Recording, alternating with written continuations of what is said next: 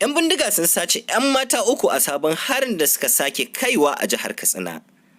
Jama'a barkamu da warhaka, barkamu da sake saduwa da ku a sashin rahotanni wanda ke kawo muku al'amura da suka shafi nan gida Najeriya, Afirka da ma duniya baki daya. Idan wannan ne zuwanka na farko zuwa wannan channel, kar ka manta da danna subscribe da kuma ƙararrawa wanda yin hakan ba zai ɗauke ka wani lokaci mai tsayi ba, kuma ka sani a kyauta ake danna subscribe.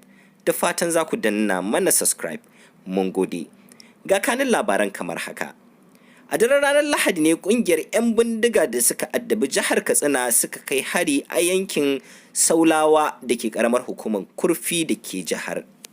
HumAngle ta gano cewa kungiyar ta mamaye duk wasu wurare da ke karamar hukumar inda suka fara harbe-harbe ba kakkautawa.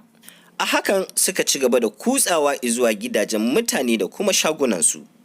Majiyoyi da suka zanta da HumAngle sun tabbatar da cewa ƙungiyoyin sun sace 'yan mata uku tare da barin wani mutum da manyan raunuka. 'Yan bindigan sun yi awon gaba da kayayyakin abinci da wasu abubuwa masu amfani waɗanda mallakin mutanen wannan yanki ne. Jin harbe-harbe ta ko'ina ne ya sa na dakatar da kiran sallar da nake yi yayin da na hango wasu mutane ɗauke da muggan makamai sun shigo yankinmu suna ihu suna rera waƙoƙi a cewar mataimakin limamin masallaci Usman Hassan. Sun wuce ni inda kai tsaye suka fara shiga gidajen jama'a tare da kwashe musu kayayyaki. Abin da na sani shine sun yi garkuwa da 'yan mata uku sannan sun harbi wani mutumi mai matsanancin shekaru. Wani mazaunin yankin mai suna Abba ya jaddada cewa biyu daga cikinsu sun matso zuwa inda yake inda suke shan sigari, ɗaya daga cikinsu kuma ya yi waya yana tambayar da wa za su yi garkuwa a yankin. Abba ya ƙara da cewa ya iya ƙoƙarinsa wajen kiran 'yan sanda amma sam bai same su ba.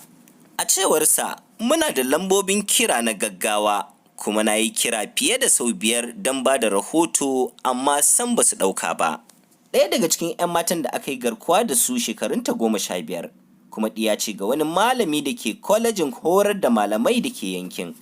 Sun sace 'yar uwata Khadija wadda ta zo daga Dutsen ma domin biki, sannan sun harbe Malam Ibrahim.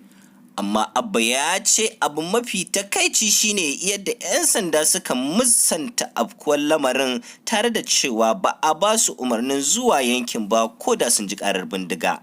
Da haka muka zo ƙarshen wannan rahoto.